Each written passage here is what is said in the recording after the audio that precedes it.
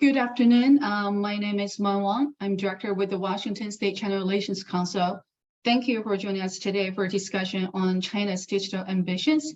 And today's program is co-hosted by the National Bureau of Asian Research, NBR, and the Washington State China Relations Council, WCRC. And the discussion will be based on a report recently released by the NBR titled China's Digital Ambitions, a global strategy to supplant the liberal order. And the report examines China's strategic approach to the digital revolution, assesses the implication for the international order, and provides a roadmap for multilateral response by the United States and its allies and partners. And in fact, this program was originally scheduled in April, but we had to postpone it due to a speaker's family emergency. Now we are excited to have a new panel of 3 experts to discuss the same topic. Our speakers include Nigel Corey from the Information Technology and Innovation Foundation, Allison, Solwinsky, and Strub from NBR. Our moderator will introduce the speakers in more details in a little bit. I believe most of you are familiar with NBR at the WCRC, but just in case, let me briefly introduce both organizations. The National Bureau of Asian Research is an independent, nonprofit, nonpartisan research institution based in Seattle and Washington, D.C. that brings world-class scholarship to bear on the evolving strategic environment in Asia through original policy-relevant research and dialogue. NBR's work is conducted by a global network of over 4,000 experts who brings to bear a broad range of disciplines, professions, and regional and topical focuses. Today's program features NBR's Center for Innovation, Trade, and Strategy, which researches topics including China's digital strategy, digital trade, and data governance in the Indo-Pacific, U.S. economic and trade strategy, supply chain security, and international property. As for our organization, the WCRC, we were founded in 1979 and is the oldest state-level nonprofit organization promoting trade, commercial, educational, and cultural exchanges between U.S. and China. In early 2020, we established a 501c sister organization, the Washington State China Relations Fund, to support our educational programs and local community efforts. Let me briefly introduce our moderator today, Nora Coquillard, Executive Director at the WCRC.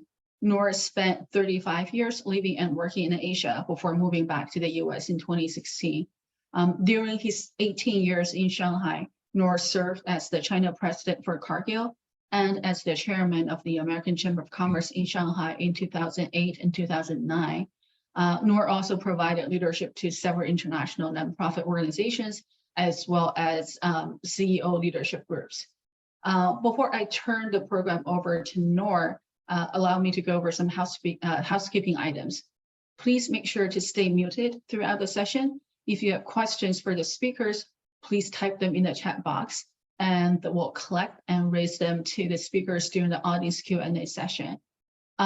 Please note that this discussion is being recorded and will be posted on our YouTube channel. I'll post our channel's link in the chat box momentarily. You can also find some of our past event recordings there. And lastly, I'd also like to bring your attention to our upcoming events. This Thursday, we'll have 2 expats living in Shanghai to talk about lives in the city after the partial reopening. This is a sequel to our webinar in early May on the life under lockdown in Shanghai. So we're actually going to invite back the same speakers for the May event. It's going to be a very interesting and insightful discussion. On July 13th, we'll talk with a former WeChat executive on his new book, The First Super App, Inside China's WeChat and the New Digital Revolution. I'll post the event links in the chat box, so hope you can join us. And Nor, over to you. Okay, thanks, Mon, and welcome to all our participants. I'll briefly outline our program right now, and then we'll get started. First, I'm going to introduce our speaker, and our first speaker is going to be Allison Solwinsky, who's going to briefly introduce NBR's report about China's digital ambitions. She'll explain the reasons behind the report and its methodology, and then make some comments about trends in the Indo-Pacific and how China's digital strategy fits into changes taking place in the region.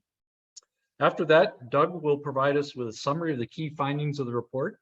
And once Doug finishes, Nigel Corey, the Associate Director of Information Technology and Innovation Foundation, will make some remarks about particular sections of the report that he worked on.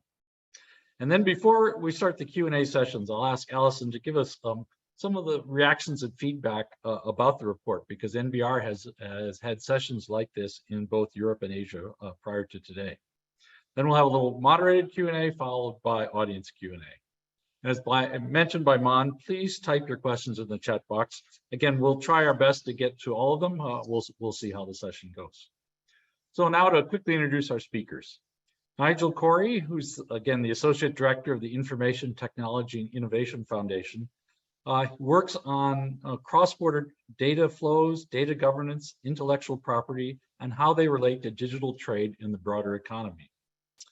He's published a number of reports and op-eds relating to these issues in the US, Europe, Australia, China, India, New Zealand, and other countries. He's also completed research projects for international bodies such as the Asia-Pacific Cooperation and the World Trade Organization. And prior to his work with NBR, well, in his previous life, Nigel worked for 8 years in Australia's Department of Foreign Affairs and Trade. Our next speaker is Doug Strub, who's the Assistant Director, Center for Innovation and Trade at NBR. Doug manages and supports research on projects focusing on Asian economies, trade, innovation, and intellectual property policy issues with a focus on China. Prior to joining NBR, he spent 5 years in China working for the American Chamber of Commerce in Shanghai, writing reports for the World Bank in Beijing, and studying Mandarin in Guilin and in Wuhan. And finally, Allison Solwinsky is the Vice President of Research at NBR, and Allison provides executive leadership to NBR's policy research agenda and oversees research teams in both Seattle and Washington, D.C. She's the author of numerous articles and reports and is the co-editor of NBR's Strategic Asia series. Prior to joining NBR, Allison spent time at the U.S. Department of State and at the Center for Strategic and International Studies. Her research interests include U.S. alliance relationships, U.S.-China relations, and the implications of great power competition for U.S. alliances in the region. So now I'm going to ask Allison to provide us a little bit of background about why NBR conducted this study and produced this report. So Allison, please. Great.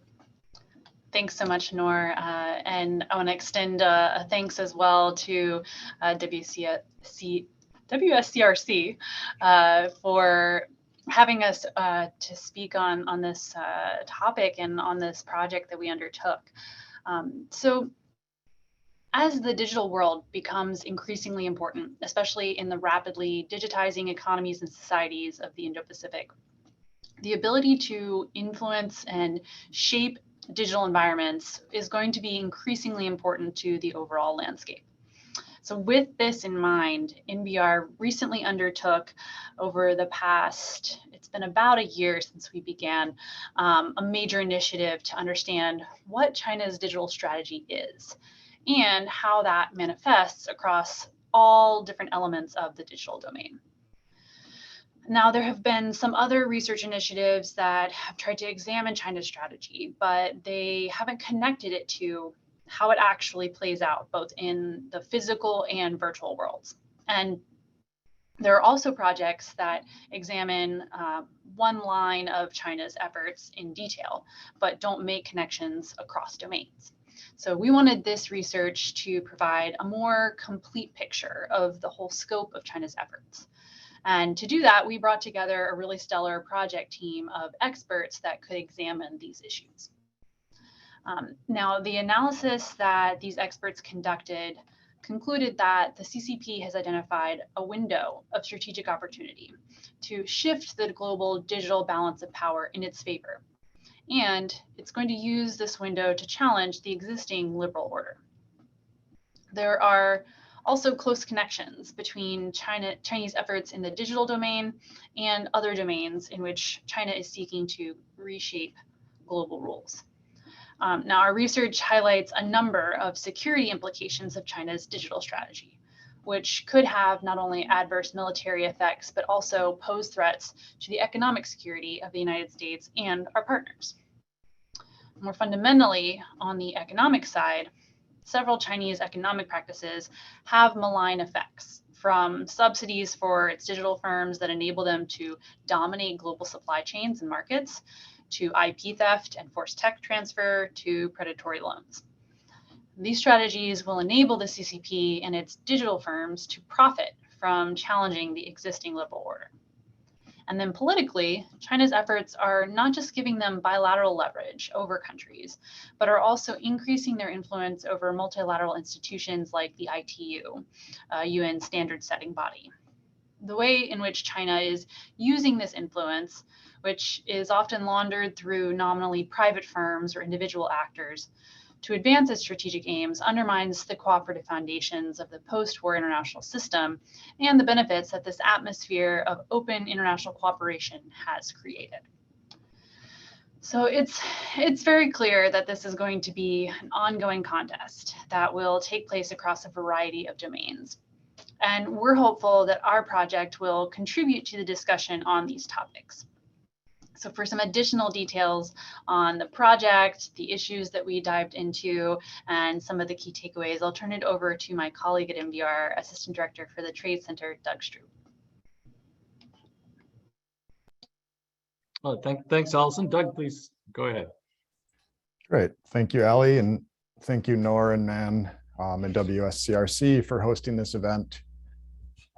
We're all excited to be here and discuss these topics. So, as Ali mentioned, this project sought to examine China's global digital strategy basically across all domains and link them together into one comprehensive and cohesive strategy. And just a little more on the project. So we brought together 6 experts, as she mentioned, and we authored a 7-chapter report examining what the strategy is and how this strategy is being executed around the world.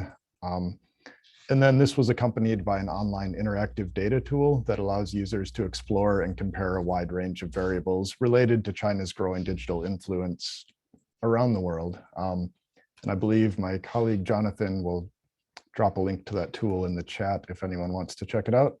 It's pretty interesting. And then, as Nor hinted at, we traveled to Europe in person for some public and private briefings, and then did virtual events with Tokyo, Seoul, and Taipei. A large part of this project was seeking to engage with non-American audiences and both share our findings and learn from them. So Allison will return in a little while to share a bit more about that. But getting into the project's findings, the core argument, which Ali had touched upon, is that Chinese leaders have diagnosed that that data is a new factor of production and that this is catalyzing a new industrial revolution. And Beijing is seeking to capitalize on this and the rapid digitalization and technological change taking place across the world to increase not only its influence over the evolving global digital architecture, but to increase its national power across all domains, including economic and military.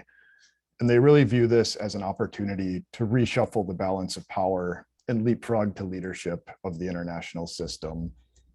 And this is based on an examination of past industrial revolutions that have allowed sort of countries that are maybe not the dominant power, but who gain dominance in emerging technology to similarly leapfrog and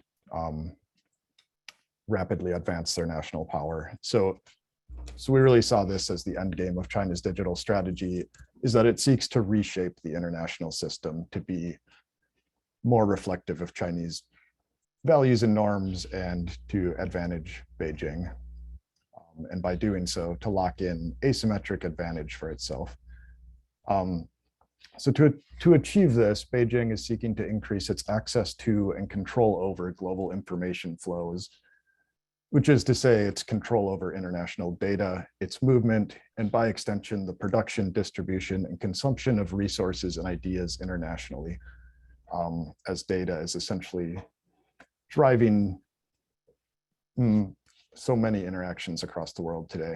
And doing this will advantage China politically by granting Beijing the ability to shape narratives through the use of disinformation, propaganda, and censorship. Economically, by shaping the digital ecosystem to favor Chinese digital platforms, products, and services. And militarily, by granting Beijing an asymmetric information advantage over adversaries or potential adversaries.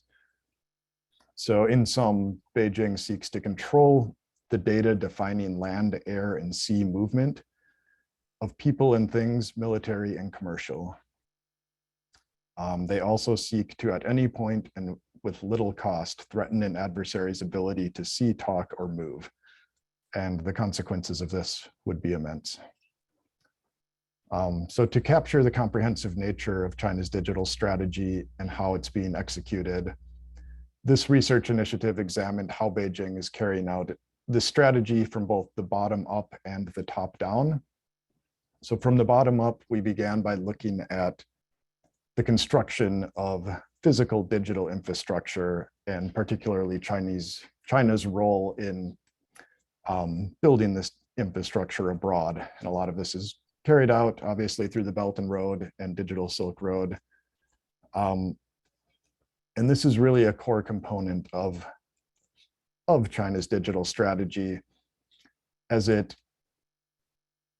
builds inroads for Beijing and Chinese companies in newly digitizing and emerging markets.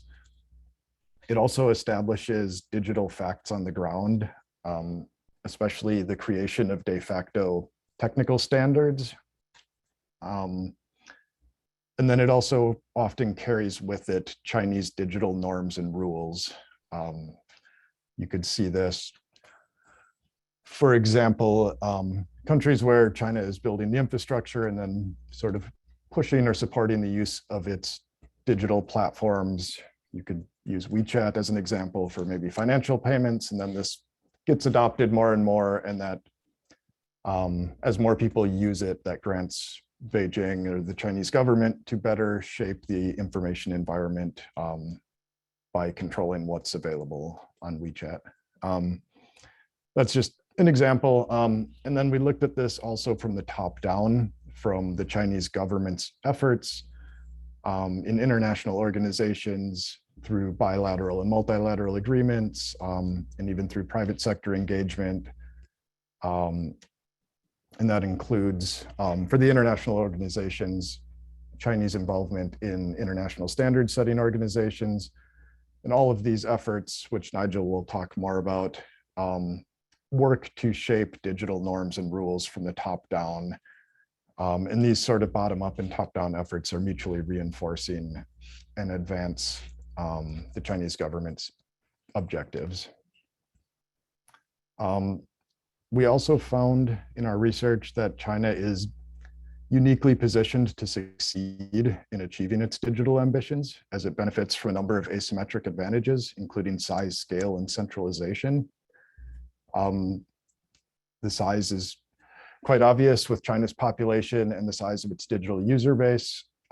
This produces enormous amounts of data, which is a valuable resource for further digital development and innovation, especially including machine learning and AI.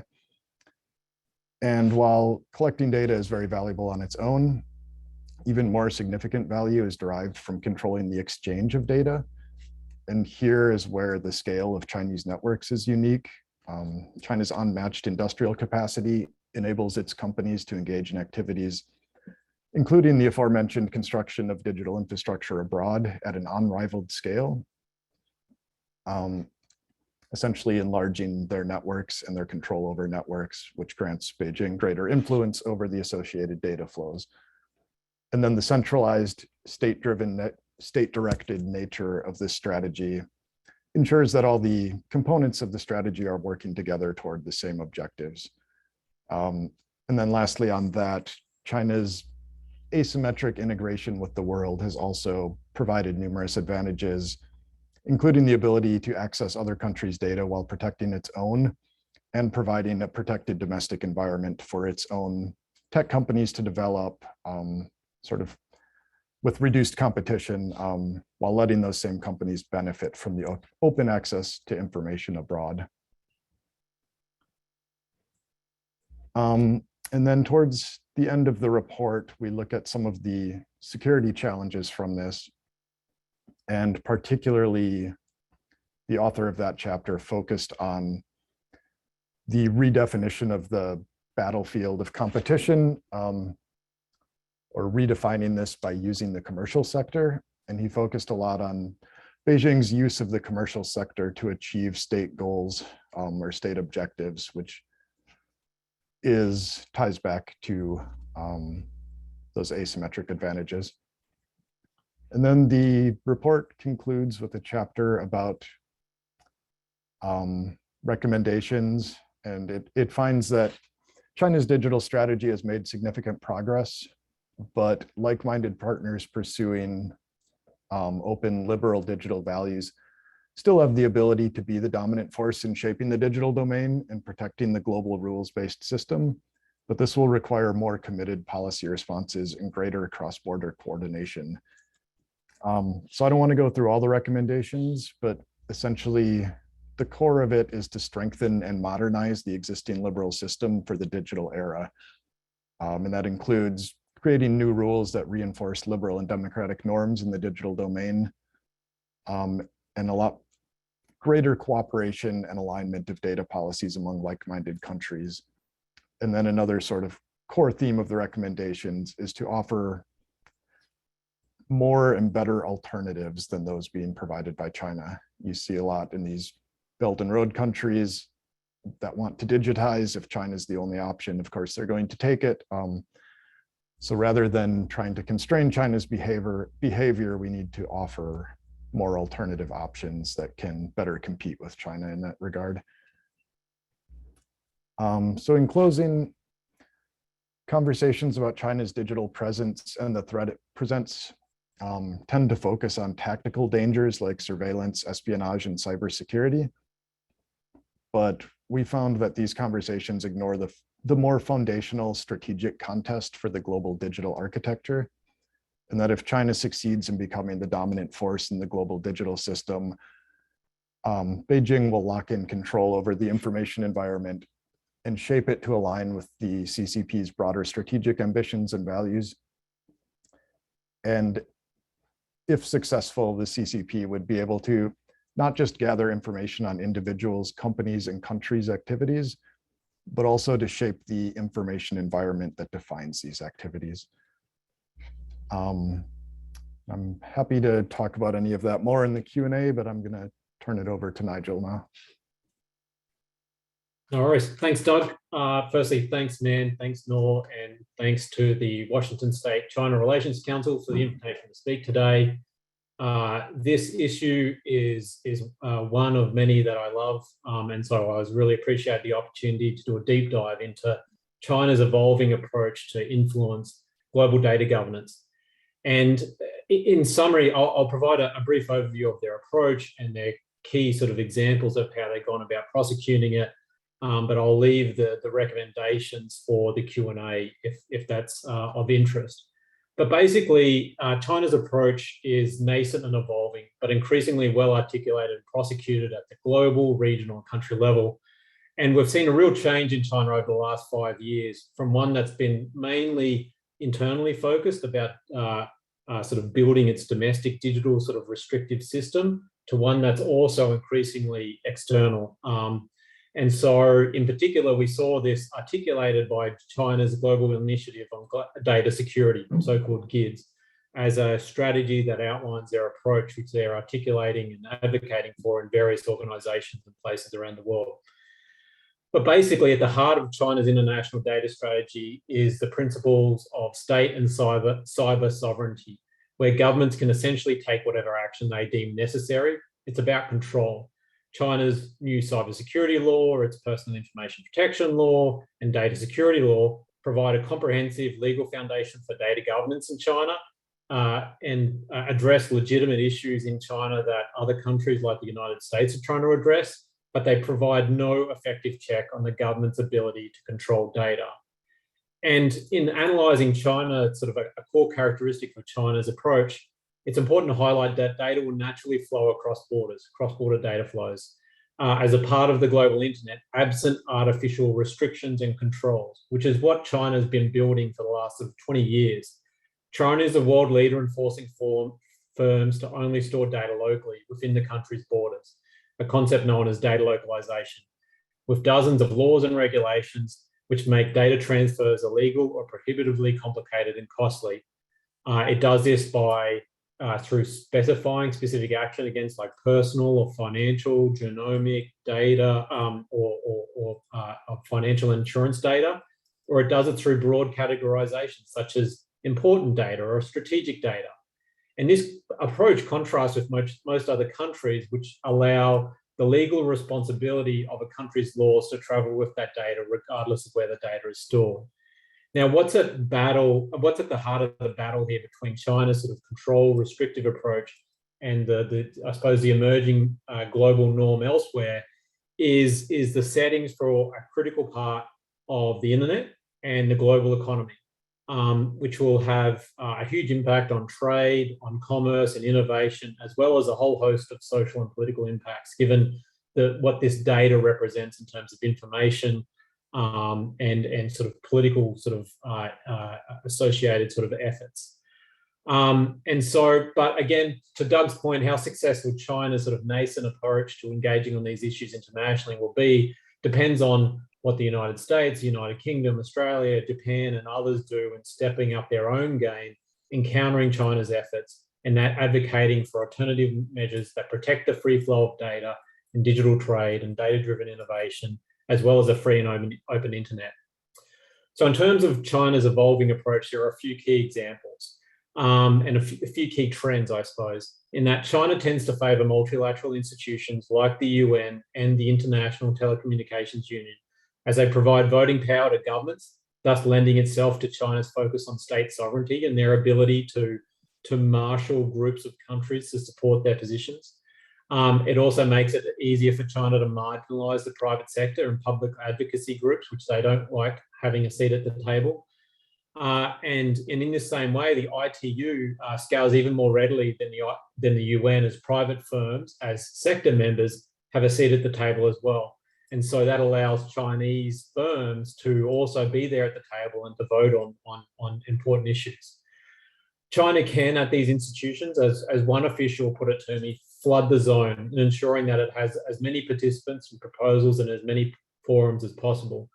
And so these sort of public-private death by 1,000 cuts is a coordinated strategy by China to get its preferred language embedded in various agendas, discussions, and documents around sort of data and digital governance. Essentially, China and Russia want to use cyber discussions at the UN and the ITU to push a broad agenda, or as one official put it to me, to engage in so-called issue creep around cybercrime and cybersecurity, but they want to push that to a broader sort of internet governance or data governance model, because those institutions are state-based, and thus it's a way that those two sort of authoritarian countries can try and design sort of the rules around data and the digital economy in a way that suits them. And so that's obviously problematic because many governance arrangements for the internet are multi-stakeholder, are open and transparent, and engage in these debates around what's the best settings to maximize the benefits from the global internet. China and Russia sort of don't favor that approach. So how else does China go about this? And you see this bilaterally, regionally, by the government, but also by their firms. You see Ali Cloud and Tencent Cloud directly and explicitly advocating for data localization in Indonesia and in India and elsewhere in an effort to differentiate themselves from US cloud firms and others, because policymakers in these countries are uncertain about allowing sort of US cloud firms in their markets and wondering whether they will provide legal barriers to them accessing data.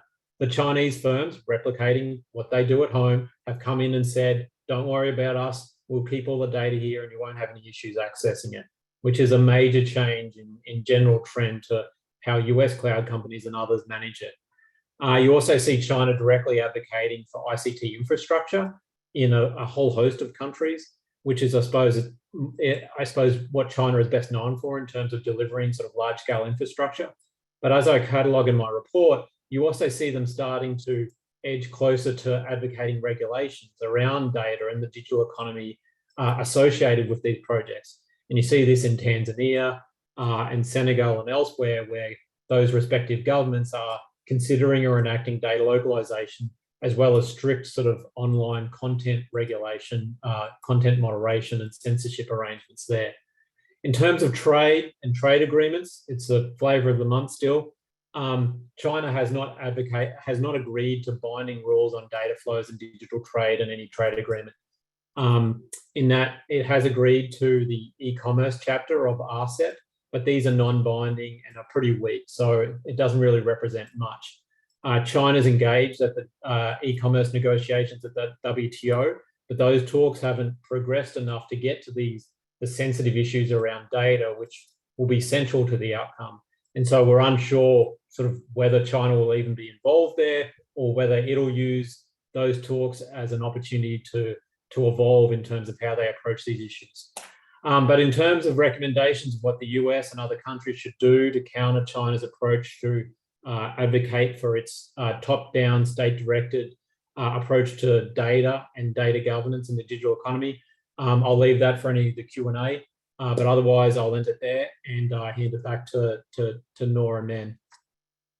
Okay, thanks, Nigel. Actually, before we get into Q&A, Ali was going to kind of make a few comments about how this report has been received around the world through those sessions. So Ali, do you want to share anything with us? Yeah, I can go through just a few quick points, make sure we leave plenty of time for the Q&A. So as was mentioned earlier, following the release of the culminating report that we did, we were able to engage with a really wide group of stakeholders around the world. We held in-person events, private briefings with policymakers in Europe, in Paris and London, and we did virtual activities with Seoul, Tokyo, and Taipei because of the COVID restrictions there. We're really heartened to see continued interest from governments, thought leaders, academics, media, and the general public in the international engagement and policy relevant research that we were doing on this critical topic. Now in Europe, we found a much higher level of awareness of an interest in China's digital strategy than in some previous interactions. And I think that's in line generally with a trend we've seen, a general shift in the way that European counterparts are thinking about China policy issues. Part of this, especially the timing we were there, is also due to Russia's invasion of Ukraine. Part of it is also due to COVID and global perceptions of China following COVID. And some of it is due to other developments in Europe, including economic coercion against Lithuania, freezing of the EU-China CAI investment agreement, and other kind of economic tools and leverage that China has been applying against Europe. So we found very clear understanding that transatlantic cooperation is necessary to address the China challenge, and hopes that there can be new methods for deeper trilateral US, Europe, EU, and Asia cooperation. Within that, some priority areas seem to include digital infrastructure, data governance, and the EU is also interested in strengthening engagement with non-traditional partners, including developing countries where they recognize that China's strategy has been a little more successful. So in the Asia interactions that we had in East Asia, awareness of the risks associated with China's digital strategy has been around longer. So there's already a degree of agreement with the general contours of the findings that our research produced. We also found that awareness and interest in policies to push back against China's digital strategy tend to align with each country's experiences with China and their overall role in the region.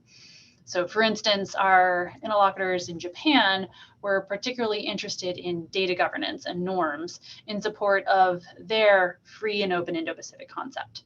And Taiwan seems more concerned about finding a balance of national security and economic interests for its tech sector. Now, we did notice a number of similarities between the European and Indo-Pacific perspectives. There is strong interest across the board in pursuing deeper trilateral cooperation and putting together new mechanisms to advance that. There's also a lot of interest in what the US is doing on data governance and frustration regarding Congress's ability to put together a domestic privacy framework. And finally, there's a strong understanding that we need to bring in non-traditional partners, but maybe less of an understanding that of how to do that. That came up and was especially true, for instance, in India's case, which was brought up in both regions we interacted with, where there were questions about how to handle a democracy that shares a number of values with the United States and our partners, but also pursues data localization policies that are quite aligned with what China is pushing as a central plank of its digital strategy. So I think that those areas of alignment are good news for the United States and gives us a lot of room to build off of. But there are many differences that remain regarding how to best address the challenges arising from China's growing digital influence. Great. Thank you for that, Allison. And I think now we'll go to moderated Q&A. We only have about 20 minutes or so, so I'll keep my questions short and then we'll go to audience questions. But there's a lot here to tackle. I guess I'd start by saying, okay, there's quite it's a gap kind of between the West and China about the digital situation, and China's moving much faster. So what should the West be doing, and what are some of the best steps that they can take to try and counter what China's doing? And again, I'm not sure who to throw that question to, so please speak up. I'm happy to take a first swing. In terms of how best to counter what China's doing, it's multifaceted and it's challenging for the United States because it itself has not put in place some of the foundational blocks of data and digital governance, which would provide the foundation for them to advocate for a constructive, positive alternative to what China's doing in terms of pursuing a top-down, restrictive, control-orientated internet. So that makes it challenging. And so we've seen, obviously, regardless of that, I suppose we've seen the Biden administration try to sort of marshal the forces with its future of the future, I forget the acronym, the future of the internet, the future of democratic internet. The announcement from a few weeks ago, part of the reason I forgot it is because it's what's the best way to put it, probably lackluster in terms of it just does not provide the type of concrete, specific, detailed action plan that outlines how the US is going to go about advocating for a constructive, positive alternative to what China's doing. It's so broad as to be lowest common denominator. But then in the same vein, like I see valiant efforts at the agency level, by USAID, USTR, Commerce and others in their respective areas, doing very proactive, direct engagement with counterparts around the world on various data-related issues.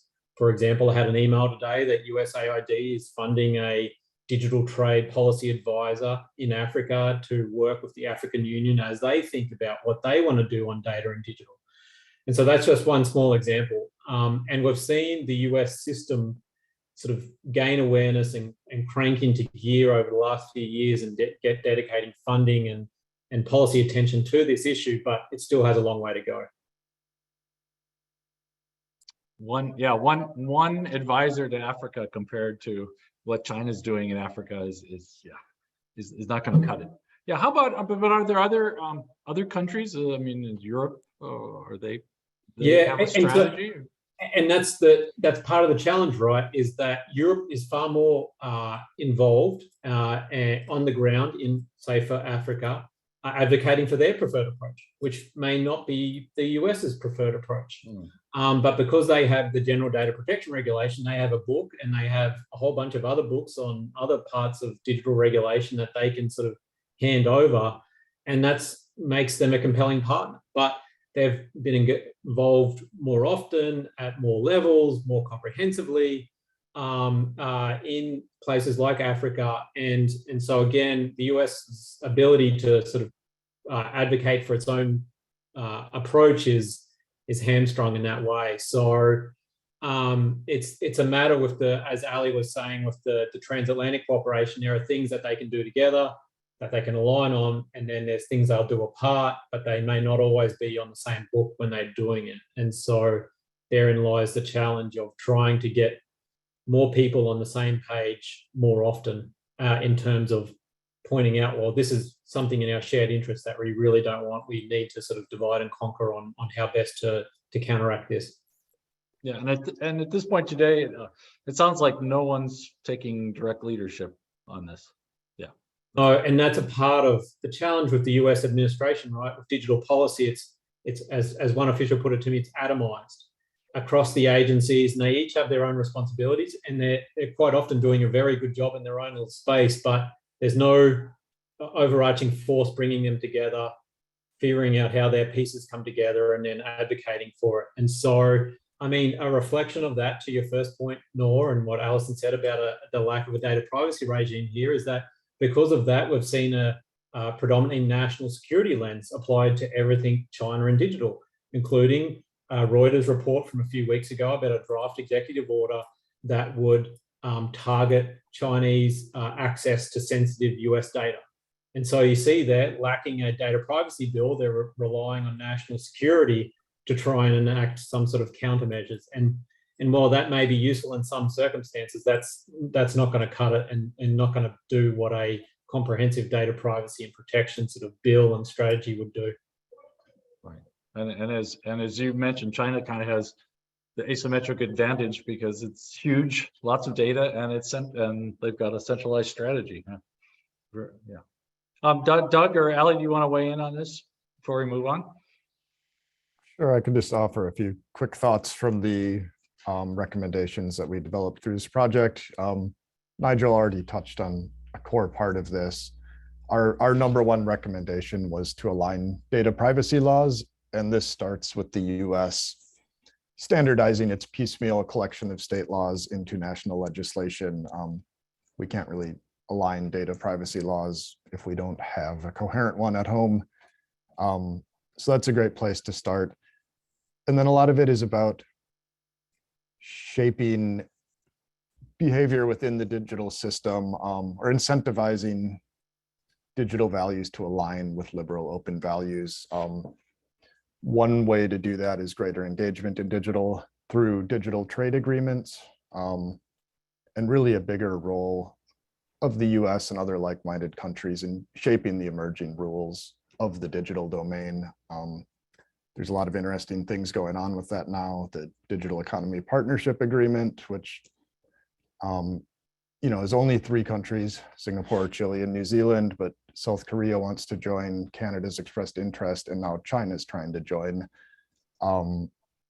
So it's really about having a seat at the table. And if the US doesn't try to participate in these and China is, then China's going to be shaping those rules. And I mean, so the first step is just to not let that happen, to be at the table trying to shape these rules as they're formed. Okay. Ali, any comment before we move on to the next question? Okay. What's the role of the private sector in all of this? Are the big US tech firms, do they have a position on this? Can they be incentivized to help create this environment we want with free flow of data? Again, whoever wants to take that on. Yeah. Most definitely. It's funny, right? Like I testified at the Senate 2 years ago, specifically on a topic that Adam in the chat posed a question about censorship as a non-tariff barrier. And it's funny, as a part of that testimony, I got the details of like who are the most prominent US companies that have managed to make it work and be in China. And in the last 2 years, we've seen a number of them exit, with Airbnb and LinkedIn, and there being efforts to target GitHub and others. The number of firms that are really sort of in China and being very successful is growing increasingly short. But they also represent, those firms, but also firms outside, represent the dangers of China's model becoming the norm. And so you see more and more firms recognizing that this isn't just a China thing, even though China's a leader on these types of restrictive policies, that these are starting to permeate out, especially in India, but you also see it in Pakistan, Bangladesh, and you see notions of it in the African Union debate. And so they're stepping up their advocacy on it. But to what Doug was saying, like they're not finding much of a sort of a willing ear in the Biden administration at the moment, who has clearly not prioritized digital policy issues in prosecuting the USTR agenda. How it facets as a part of the Indo-Pacific Economic Framework is less than ideal, would be the diplomatic way to put it. And it's unclear how comprehensive and meaningful and legally binding ultimately it will be. And so the business community, I think, has really turned a corner in my time here working on China in advocating, recognizing that they need to speak out and often speak out more publicly on it.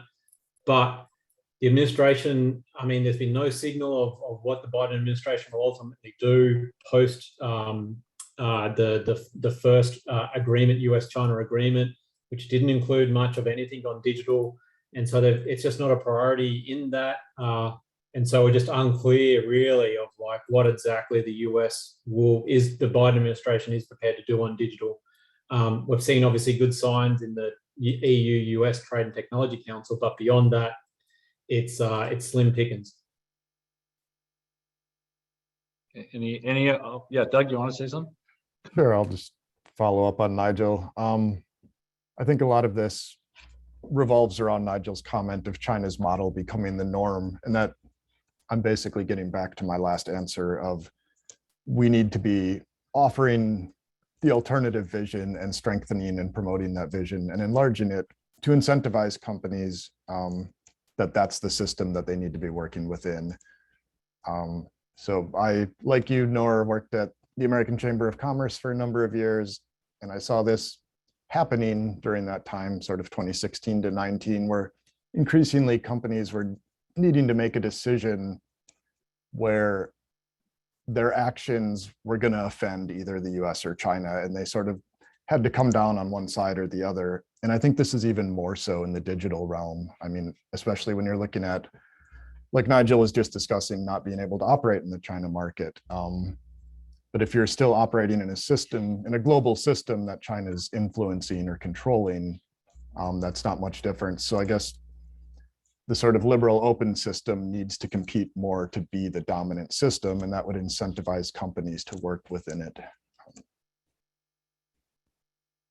I don't think like the US government's gonna incentivize US companies in the way that the Chinese government incentivizes Chinese companies. It needs to be more of a market decision with real economic incentive. I had a discussion with some people that know this topic pretty well last night, and they said for a politician to incentivize a company, it's usually the payback would be farther down the road, and the politician won't get credit for it. So it's hard to see that that's going to happen.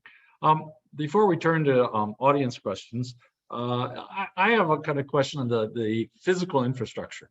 So we talked about that. You did talk about that in this session. So China's actually, as the digital Silk Road, is laying fiber optic cable, creating satellites. So basically, they can run the data all on their systems and I guess keep it all in house, for lack of a better term. Is that kind of what's going on? I don't know if those of us that don't pay attention to these things realize China is setting up their own physical systems around the world. Is that the case? Anybody want to comment on that? Yeah, I mean, basically, a key part of their infrastructure delivery is the infrastructure of the ICT environment, 5G networks, submarine cables, and increasingly data centers. And so you see that, I mean, as a part of the project, we mapped the data centers that Tencent Cloud and Ali Cloud are deploying around the world, and it's proliferating. And so they're doing that with state support, state financing, and they're pushing out because they're essentially trying to replicate what AWS and Google and others have got elsewhere around the world. And so what that means is that they're present in a growing number of markets. They're seizing market share from US and other providers there. but then also the greater their presence, the greater they're likely to have an influence on the digital regulations which are put on top of that physical infrastructure. And that's what I try to highlight in my report, is that most of the attention about the digital Silk Road and Belt and Road in general has been about hard infrastructure, but we're increasingly seeing that connectivity and that advocacy for the digital regulations that work on top. And that's I think, particularly concerning given just how fundamentally different China's approach is to the digital economy and free speech and human rights online. Okay, a question about standards and standard setting. Again, I think this is an area where China is being quite active. Are people aware of this? Are they pushing back on it? You know, when actually Doug has said in AmCham, most people, American business people, were like, well, that's a government issue, you know, and I just want to get on with my business. But quite frankly, it's going to impact their business, you know, well into the future. So, but it was not a top concern, particularly the business community. So what's happening in that space? I know China's very active. I'm happy to dive in, Doug. It's a funny, like, standard setting in such a weird and opaque space that doesn't get a lot of attention, and yet it increasingly is in focus with China's growing role there and growing attention there. And it's been interesting in that the main metric that most people use is participation and leadership of the various committees and stuff at the ITU and elsewhere, which is all fine and good, but that actually doesn't translate into influence. What matters are the quality of the proposals put forward and the ability to build a broad base of support for them. And thus far, we just haven't seen China really prosecute that there. And so there are safeguards there, and that's a key point, whether it's at the ITU as well as other standard setting organizations, which gets to Jacob's point in the chat, is that it's about the governance, and it's about the US government not necessarily stepping in and taking a more direct role in setting standards, because the vast majority of standards are determined by private sector firms, but being aware of where standards are being set, in what environment, what's the governance arrangements, ensuring there's transparency, ensuring there's openness to participation, to ensure that there can't be any undue efforts by China marshalling its firms and other supporters to undermine the process to enact standards which preference Chinese technology or Chinese interests and Chinese policy preferences. And so that's the key part of the challenge. It's not so much that the US government stepping in and seizing control of the organization. It's about ensuring the governance arrangements built into these are followed and not undermined. But that doesn't get a lot of attention, and that requires coordination, which has not been really happening that much. And so I've heard from friends of mine that work in these spaces, it's really hit and miss on whether the US government is paying the type of attention it needs to, and then considering how do we better support our stakeholders and being involved in these meetings to ensure that we have the good people in the room, to ensure they're fighting the good fight, and not letting sort of China flood the zone, as I said. And so that's tricky. Being involved in standards is an expensive and complicated process that only the largest firms can really be very good at. And it's something that even where, for example, US government officials are involved at, they don't get much support or recognition in doing. And so there's a need for the US government to sort of get its collective act together in this sort of tricky area. Yeah, we just had a question from Jacob here. Can you see that about any thoughts on what the US government tracking standards development should look like? I guess my first question, Nigel, might be, or Doug, but where in the US government, who tracks standards? Who's kind of in charge of standards, particularly in this digital arena? Yeah, I mean, it largely NIST, ANSI, and NIST and I suppose the Department of Commerce, they would yell at me if I didn't mention them first, are responsible for managing this. And I mean, it's not straightforward. There are so many standards development organizations beyond the ITU. And so it's really hard to keep a track of who's doing what in the proliferating range of new technologies that are under discussion. And so the US, I mean, the Biden administration is doing a revision of its standards strategy at the moment. which is great, but whether it will be interesting to see where the details on that fall. The other thing I should flag is that it's great that more people are paying attention to standards. We've seen dozens of standards-related provisions in various pieces of legislation on the Hill, but unfortunately, not many of them are very good. And so we have a risk of the US reacting in the wrong way to standards and not reacting in a nuanced, sensible way, because a good standard system supports the US economy, the US tech sector, and other broader US interests. And so we don't want to we don't want to sort of kill that system. We want to do it carefully. But that requires some nuance that we just haven't seen the US government really figure out yet. Okay, we're getting towards time, and here's a question I'd like to ask, and I think all of you might want to weigh in. And the question is, are we at the point of tech decoupling with China? Is it possible to cooperate with China in any areas in the digital sphere, or is that really off the table now? And whoever wants it, Nigel, you've got the floor, right? I mean, China's been decoupling from the global internet for 20 years now. With the Great Firewall, which we all know and don't love, but we've seen it reinforce its approach through major pieces of legislation in recent years, and we've seen a corresponding minor level of attention given to how would their system interact with the rest of the world. For example, China is trying to create digital special economic zones akin to what they did for manufacturing with special economic zones 20 years ago, thinking that a more liberalized little geographic zone for digital services is a pilot study for a stepping stone for them building greater connectivity of the global internet is just like, it's just not built for purpose. It's not how the digital economy works, both domestically and internationally. And so I just don't see the path where China comes to the table in a meaningful way, akin to what Singapore, Australia, New Zealand, Chile, the United States, and others are moving towards in terms of putting in place a framework to support free data flows that specifically and narrowly target government-related legitimate concerns around data to support a sort of an open, rules-based system. I mean, ultimately, it's still unclear whether China will be there at the end of the day at the WTA talks on e-commerce, because while talks have not gotten to the sensitive issue of data, eventually they will get there. And the United States has essentially made it a red line. And so it's unclear whether China will be there at the end. And so that would be another signal that China is set in its ways and not really meaningful in trying to build greater connectivity with the rest of the global internet. Well, if you take dual circulation as a kind of your example, it kind of implies that China will have its own system, and then there'll be touch points where the rest of the world can connect to their system, or they can reach out to the rest of the world. Yeah.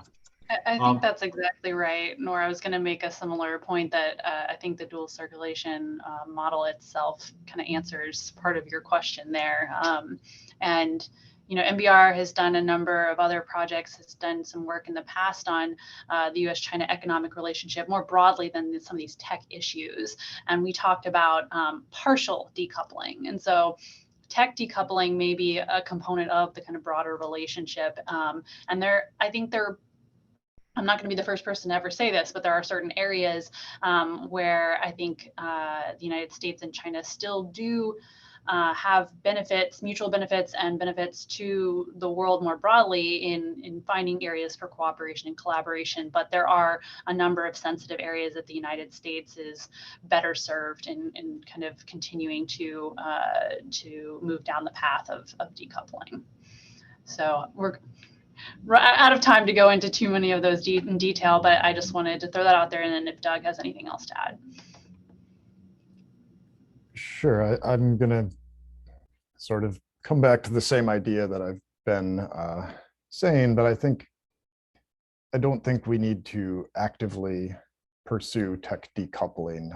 As Nigel mentioned, China's initiated tech decoupling for a long time now, and that's fine. That's the world we're working within, but we don't need to do the same. What we need to do is strengthen and expand the system, the digital ecosystem that we support, the open liberal one, and create more buy-in for that internationally. which will then sort of weaken or negate the value of participation in the Chinese system.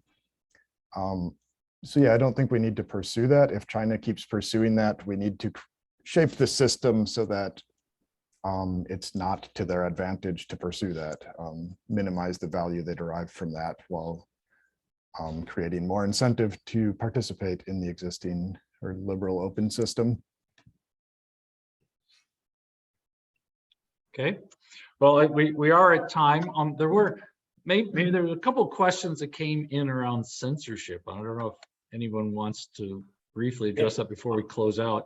I think happy go ahead, to Nigel. Yeah. briefly touch on, because it's actually all of this was my idea stemming from Senate testimony I made a couple of years ago, in that the US needs to US digital trade policy needs to evolve to account for the many sort of different ways in which restrictions are applied, and censorship is obviously a major.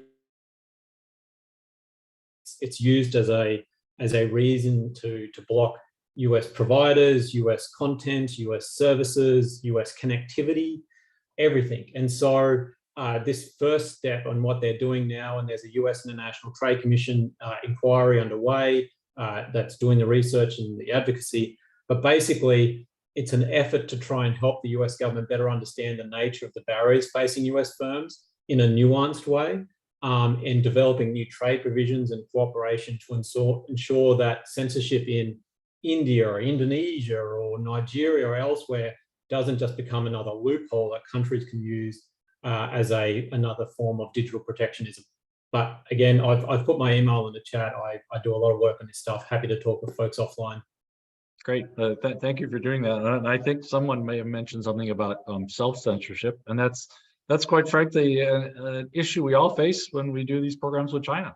My final point will be, you'll note that in the latest Top Gun Maverick, that the movie studios re-put the Taiwanese flag on Maverick's jacket, because Tencent was initially a funder of the movie, but bailed out because they thought that the Chinese government wouldn't like their involvement. And so the movie studios were like, well, okay, we can put it back on. And so that's an example of the type of challenges that US firms face, because under the current agreement, only 10 films, US films, are allowed in China a year. And so which ones get picked is a big deal. Right. Well, great. Well, it's time to wrap up. I don't know, Mon, did you have any closing comments, or shall I close it out? No, I don't think so. I just put the links for our events, upcoming events, and also webinar recordings in the chat box. So to take a look, and I hope you can join us in the future. Right. And I just say a really fascinating discussion, and one, of course, I don't think that most of us have given appropriate thought to, and particularly our legislators. So again, thank you to the team at NBR, and thank you to our audience. I hope you've enjoyed today's presentation. So thanks, everyone. Thank you. Okay. Bye-bye. Yeah, thank you, Signing Nora. off.